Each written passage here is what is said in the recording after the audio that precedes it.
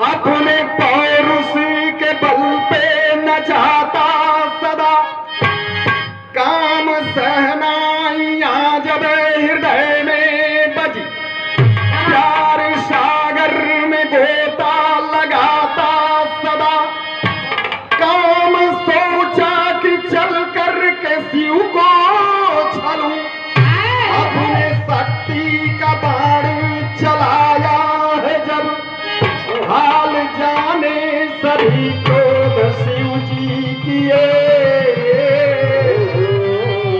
तीसरे नेत्र से उसको जलाए हैं तब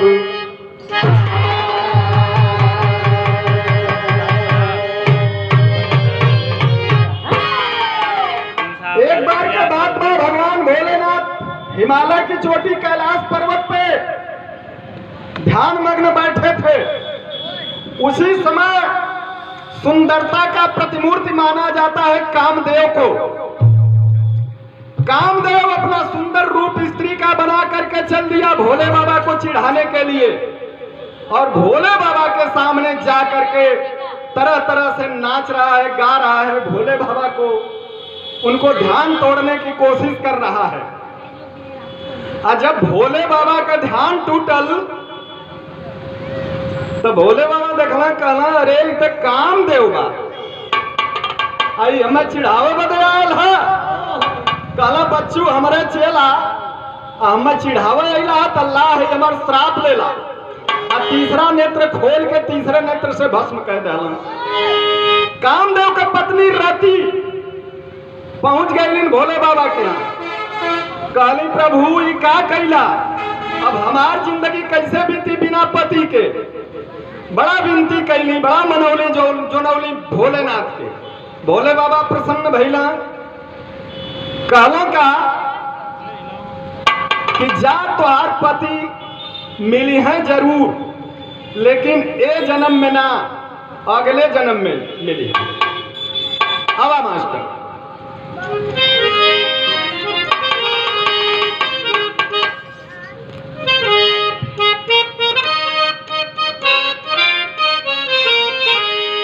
बड़ा पुरान तर्ज बा। आई फिल्म इतना तहलका मचौले रहा कि हम जानत हैं कि भोजपुरी में इतनी तहलका तो कोनो फिल्म मचैबे न कैला। हाँ तो आऊ का सबकर जवानी रहले न। फिल्म का नाम रहल नदिया के पार। उनमें कहिया गाना रहल कौनो देवर अपने भौजाई से कहत बा। का कहत बा?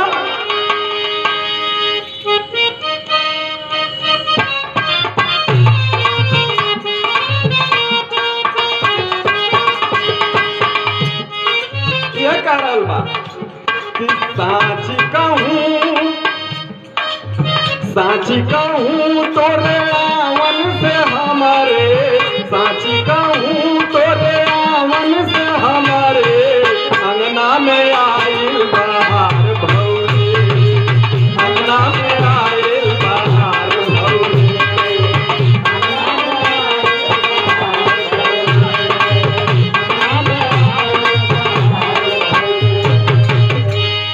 ये तो तर्ज रहा लेकिन फर्ज पे आवा। गनवा में भाव का बा। रति कैसे भोले बाबा से कहती कि रोती रति, अरे रोती रति शिव चरणों में जाके, रोती रति शिव चरणों में जाके काहे के लुटला सिंगार भोला, काहे के लुटला सिंगार।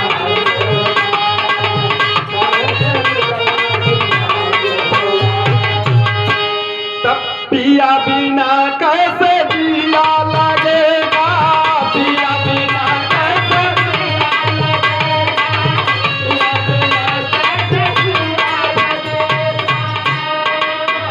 और अर्जी यही बारंबार भोला।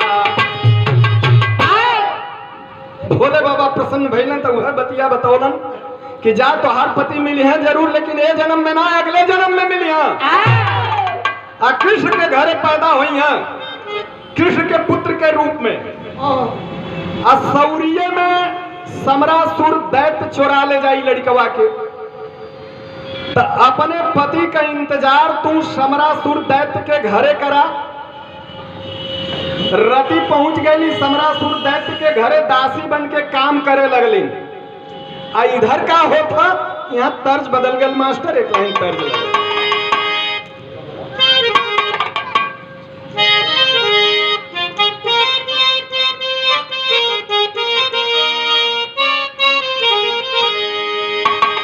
बड़ा पुरान तर्जवा हो बा। आजकल तो मोबाइल आ गल ना, सब लोग देख ले मोबाइल में कौन करे बा।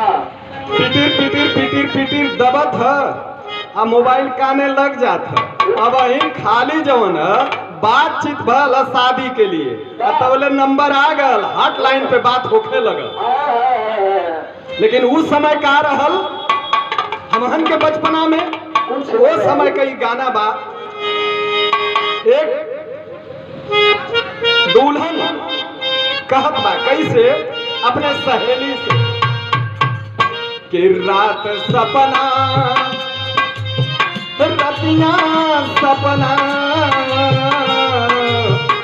रात सपना देखाए दिया हमका, रात सपना, रात सपना देखाए दिया हमका,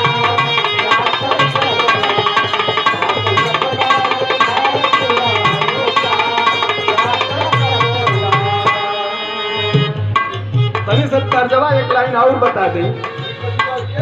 पहली लाइन में का कहत बा, नाम रे नैहर में निबिया के पेड़ावा, नाम रे नैहर में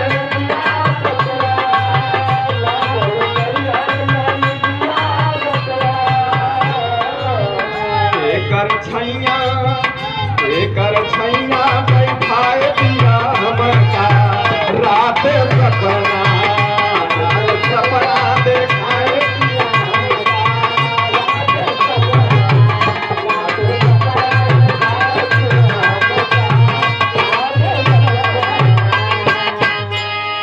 ये देखा हमरे चाचा श्री जेकर ई साउंड सर्विस बा, स्ट्रेजल साउंड सर्विस सुरहुरपुर मऊ। मने हमार चाचा हूँ, उम्र पे मत जाइया, चाचा हूँ, बहुत मानल हमके। अब तुमके कितना बताई, हाँ ओकर कोनो सीमा ना है।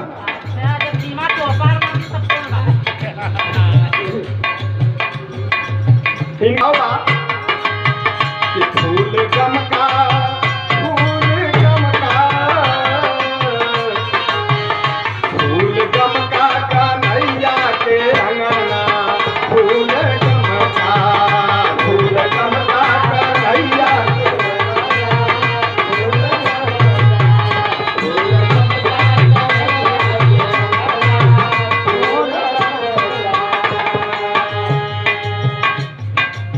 इधर का कृष्ण भगवान के यहाँ जन्म होगा लड़का का, रज गज मचल है, खूब छठी बरही होत है। अब पहले नारद जी अपन बीड़ा लेके पहुंच गए ना, नारायण नारायण नारायण। कहला कृष्ण भगवान से कि हे लड़का भैल है, छठी बरही करत हवा, लेकिन एगो खतरा है। कहला कौन खतरा, कहला इतना न बताई, इधर तो बता देना कृष्ण से खतरा हो, लेकिन बताओ ना कि कौन खतरा हो। पहुंच गए ना समरासुर के, नारद लोगन के यह काम होला। आजो ये धरती पे बहुत नारद हो, ये हर का बात वो हर, वो हर का बात ये हर, फटाक फटाक पहुंचावल ना, मिनटों के बाद सेकंडों में पहुंचा दी। समरासुर से कहलो कि पूरी तरकारी खाए के फुल्लल हवा, तो आर दुश्मन कन्हैया के घरे जन्म ले ले है। और जहिया जवान हुई ना, तैया पॉकेट पटक के मुआई। समरासुर कहला कि हे नारद जी, हमार नाम है समरासुर, हम खुद अपने काल के मिटा सकीला। का कहला नारद जी वहां जाके कि सम्मर दयत से काला चेताई के सम्मर दयत से काला चेताई के सम्मर दयत से काला चेताई कि जन्मा है दुश्मन गोकुलवा में आई के जन्मा है दुश्मन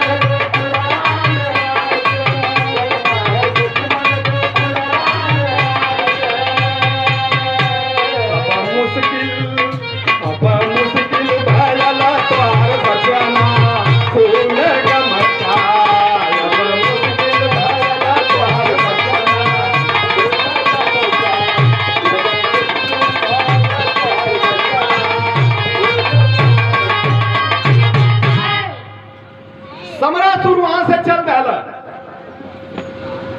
तो मित्रों, कृष्ण के पास 16,108 रानियां थीं, ये प्रमाण मिलता है धर्म ग्रंथ से।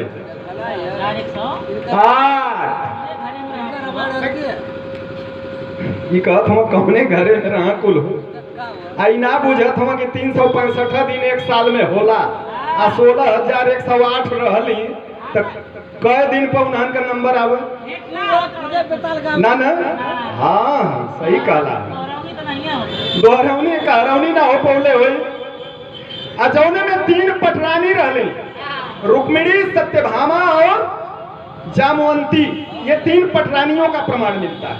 मित्रों, तो रुक्मिणी के गर्भ से वो लड़का उत्पन्न हुआ था। समरासुर जब वहां से चला तो सत्यभामा का रूप बना करके पहुंच गया रुक्मिणी के पास, और रुक्मिणी के पास गया तो कह क्या रहा है कि बहन, स्त्री रूप बना के पहुंच गया सत्यभामा के भेष में। कहला का कि बहन तनी लड़कवा के दा हम खिलाई उलाई तनी तू आराम कर। वो लड़कवा पकड़ा देनी, वो बुझनी की सत्यभामा है।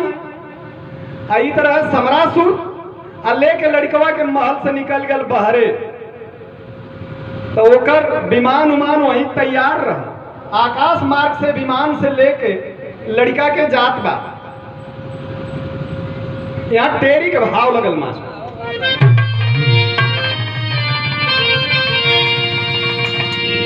अरे राम सुगनवा का चोरी किया,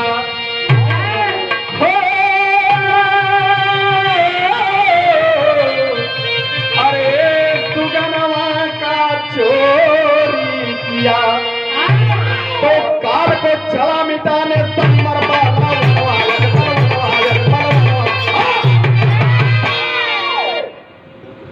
काल को चला मिटाने सम्मर बलवनवा सुगनवा का चोरी किया। आकाश मार्ग से लेके जात हो देखले कि एक बहुत बड़ा, हाँ तो तलवार निकाल के सोचला कि लड़कवा का गर्दनवा काट गई। तो नारद जी फिर बीड़ा लेके पहुंच गई। नारायण नारायण नारायण। कहला अरे महाराज जी का करत हवा? कहला यह न हमार काल है के खत्म कर दे। नारद जी कहला वाह बड़ा बहादुर बनत हवा, हेती मुठ के लड़का के ऊपर तलवार चलावत हवा। जे सुनी तो का कही कि कौन बहादुरी का काम कह देला तू? कहला तब का करी? कहला अरे कौनो तरीके से मुआदा, लेकिन तलवार मत मारा एकरे ऊपर। समरासुर देखला नीचवा बहुत बड़ा जलाशय तालाब है, सोचला लोका दे यहीं पर से पनिया में गिरी खत्म हो जाए। यहाँ पहपट लगल मास्टर।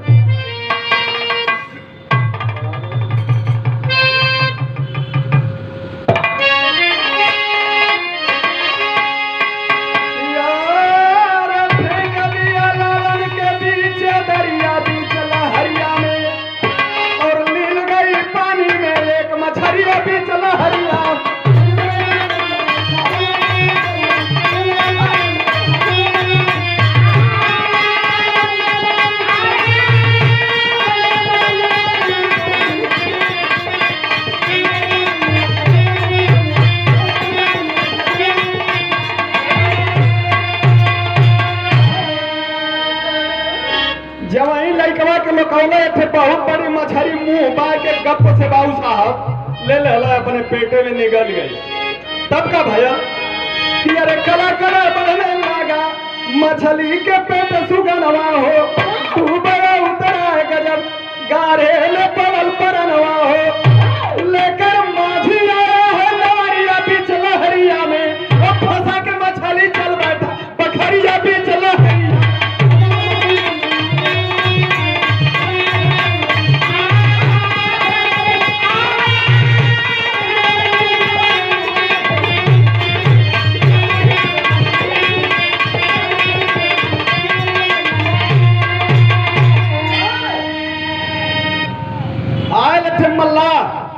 वही पेटवा में लड़कवा दिन दूना रात चौगुना बढ़े लगल, मछरिया फनाए लगल।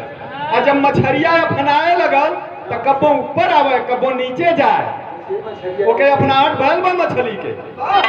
तौले ठम्मल्ला आयल, जाल लेले देखले बहुत बड़ी मछली बा, कहले आज फंसाए ले के। मछली के फंसाए के लेके गल घरे, मलहिनिया से कहला कि देख रे ढेर दिन से ना मछली मिलत रहल, कुल के संती आज इकट्ठा मिल गई, बहुत बड़ी मछली मिलल।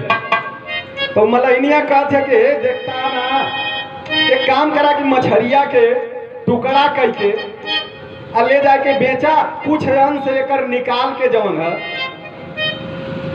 घरों बनाई। मल्लावा बिगड़ गल, कला बेचब बड़े तो एकर दाम लगी, काट के बेचब दाम उम लगी ना। अब मछली बेचे के लेके चल दहल। आ जब बेचत गए समरासुर दैत्य के महल के बगल में जाए के चिल्लात बा मछली लेला बहुत बड़ी मछली। समरासुर दैत्य के कान में आवाज जब पहुंचल बा, समरासुर कहला कि अपने दरवान से कहला कि देखते देखते कौन मछली बेचत था। मछली आ गई, समरासुर दैत्य देखला उतनी बड़ी मछली देख के ओकरे मुंह से पानी आ गया। कहला ये खड़ा मछली तू दे दा, आज ही राजमहल में बनी सब यह मछली खाई। तो देखा वहाँ दासी बन के रति काम करत रही ना, वो मछरिया रति के मिल गए, पिला तू एक काटा बनावा। और रति जब वही पेट फरले हैं तो वही में से लड़का निकलल। तो उनके वो बात याद आ गई कि भोले बाबा कहले रहा कि समरासुर दैत्य के घरे मिली। तो कहती तू मछली के पेट से आ गईला। मास्टर यहाँ एक बड़ा पुरान तर्ज लगल, ये तर्जवा के स्वर्गीय बुल्लू गुरु बड़ा बढ़िया से गाँव पीस के।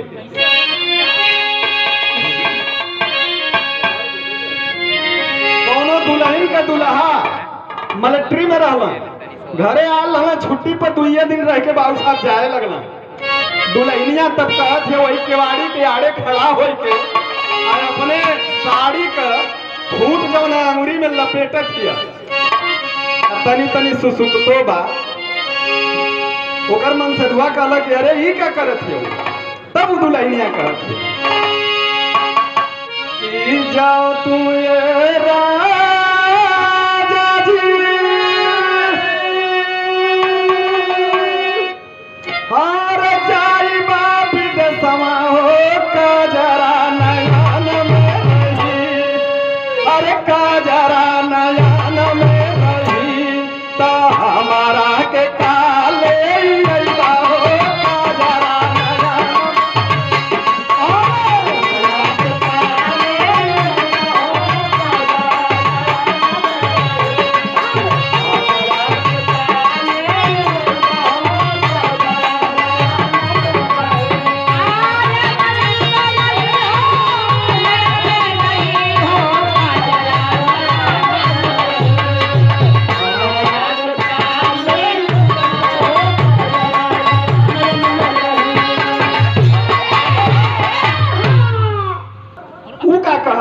तो जेकर जमन लाइन रहला वही लाइन के बात करला। करिया सिंह ना जी कैसन चल बात करत करिया सिंह करिया अब तो सब ही देखा था, बताऊ देली है करिया हइयो हवा, हम कहां को के गोर बना देली। हां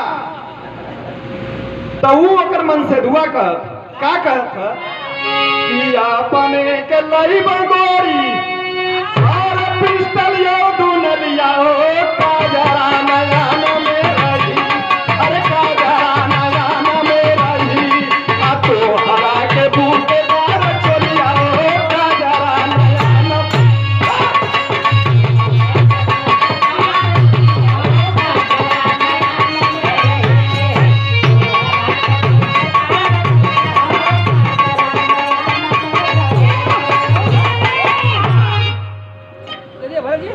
ई तो उन्हन के बात रहल, दरकिनार के दा आप लोगन के मनोरंजन बदे धुन कर सुना दिहल जाला। तो खाली करिया चाचा हमके 50 रुपया देना, कहना 2 मिनट के टेरी कहदा। हाँ तो कहा हम कहा मने करत हैं, 50 रुपया और पा जा, 200 पा जा, मोके कौन दिक्कत है। हाँ वो तो तोहरे कला पर मिलत है, मोके मोरे कला पर मिलत है। मछरिया लौकल अरे बालक शरीरिया हो राखिया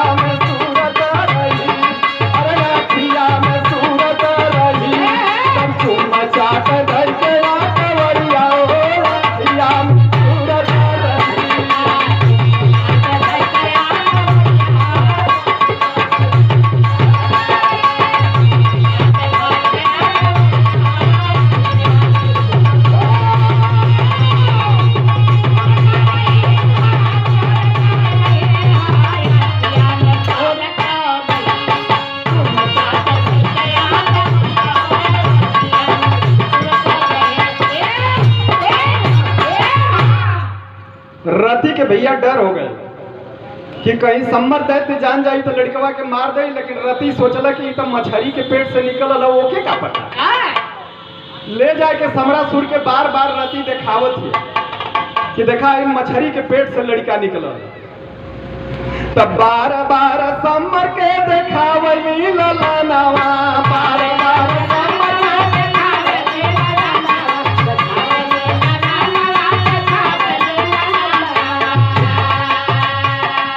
भूल गई न सम्मर नहीं कइला धियानवा, भूल गई न सम्मर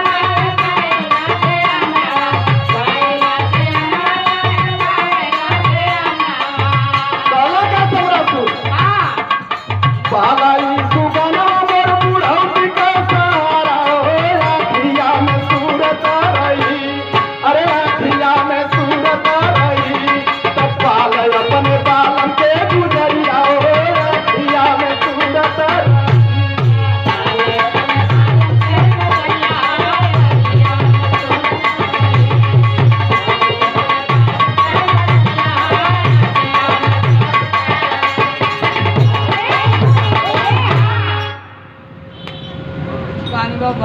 लड़का का सेवा करे लगल रति, दिन दूना रात चौगुना लड़कवा बढ़े लगल।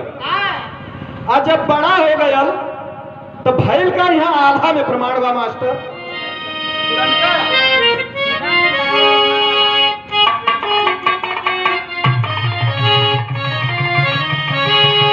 कि अरे काला काला बढ़े लागल, कि गोदी में ललनवा,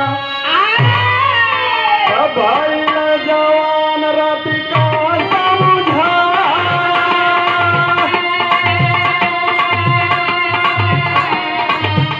अरे भइल जवान रति का समझा।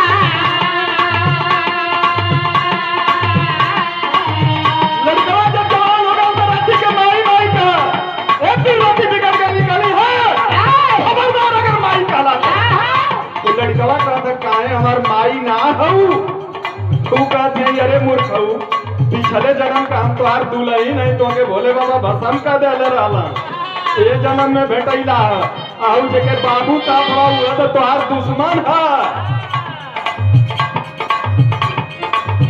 अब ओकर दिमागवा खराब हो गल कि अरे हमार दुश्मन हुआ भल का, अरे सुनता जमाना उठाया तालावारिया,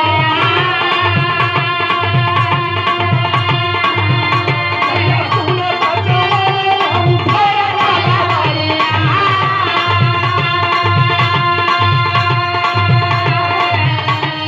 चली भैया लगावा के कानो बाबा, भैया चली भैया लगावा के कानो बाबा,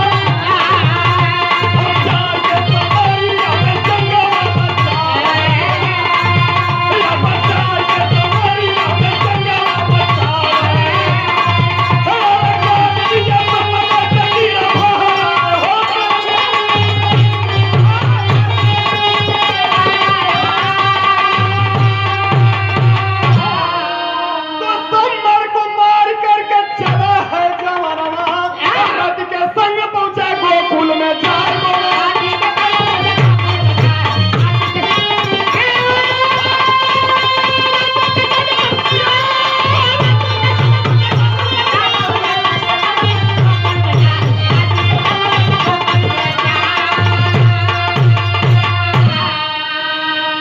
लड़का तलवार उठा के गया समरासुर के सामने। समरासुर देखला कि वह तलवार लेके आओ, तलवार उठा के समरासुर सोचला कि मार दे एकर गर्दनवा कटा जा। जब वही तलवरिया चलौला समरासुर थोड़ा सा नीचे खिसक गए, तलवरिया गई बहुत तुरंत उठ के मरला मम्मा के गर्दनवा कटाई के फेंकाई गए। तो गुरु बिहारी गुरुपत्तू जब कृष्ण खबर को पाए, काशीनाथ